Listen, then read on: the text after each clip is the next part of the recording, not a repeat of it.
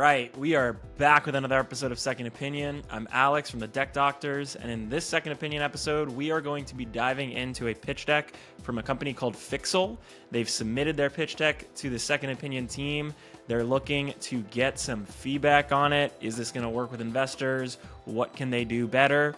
So what we're going to do is we're going to look at a couple just general principles as it relates to making really effective investor pitch decks. We're going to run through their slides and then map those slides and our insights back to those principles to see how they fared and then offer some actionable recommendations to help them improve their pitch deck.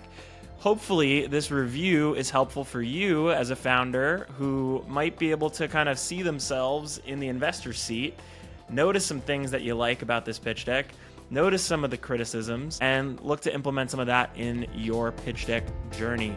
So with that, let's dive in.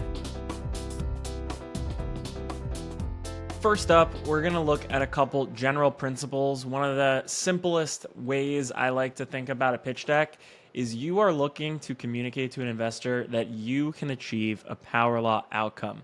This is what VCs look for. This is part of the just general investment thesis for early stage venture capital.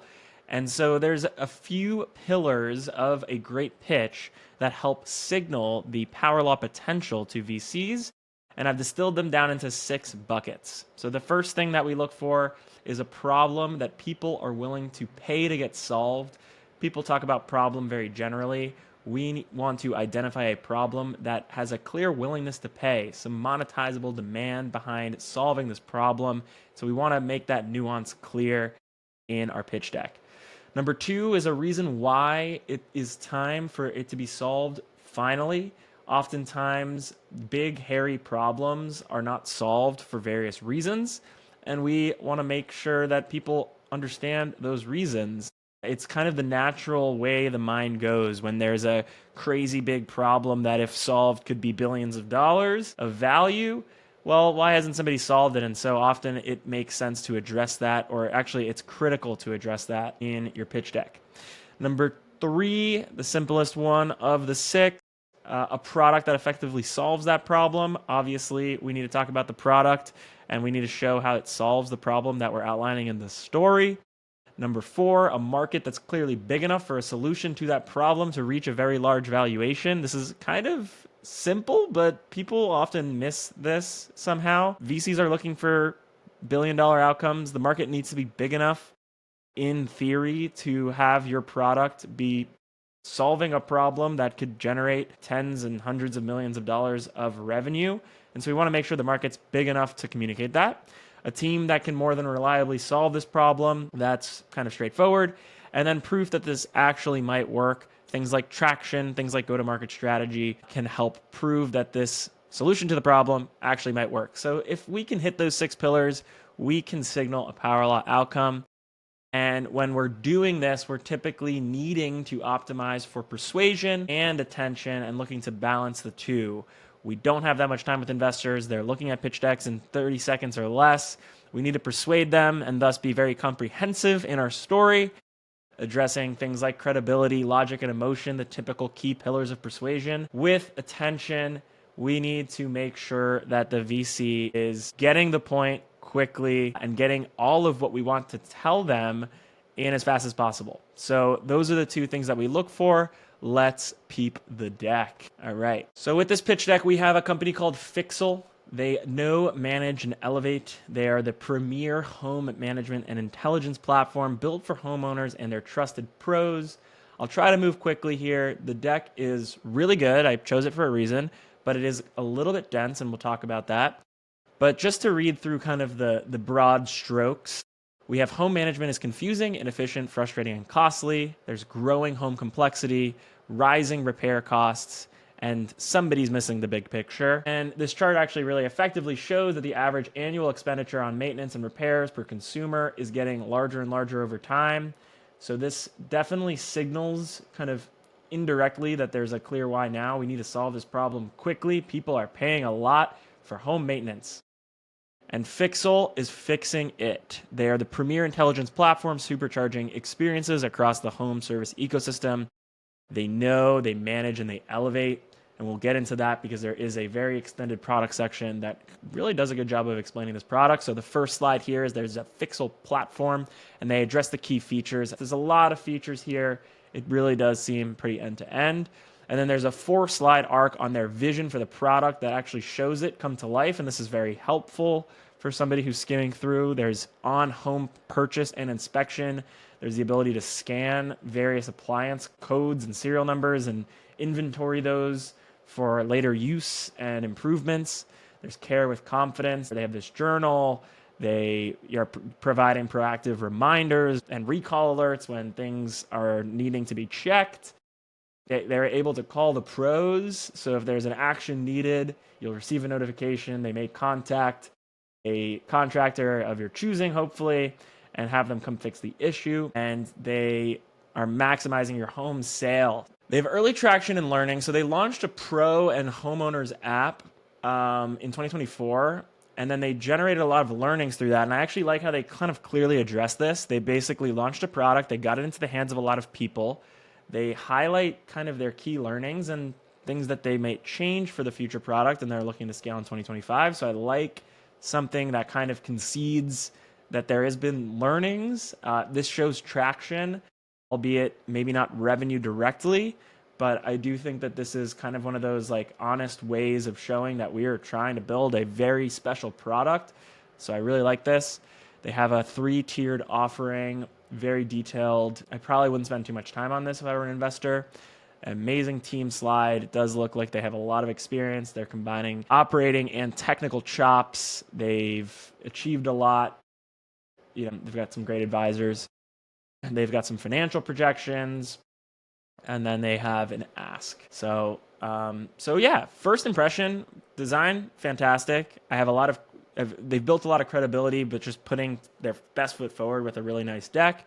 I think the story does ring really kind of clear and crisp. At least the kind of explanation of the product is very detailed. And so I think that there's a lot to love about this deck. Let's go back to the framework and see how they fared. So when we're judging, we look at these 6 categories that I had discussed previously, as well as the form categories around are they persuading effectively and comprehensively, and balancing attention needed to generate a great outcome. So number 1 on problem, I gave them a 3.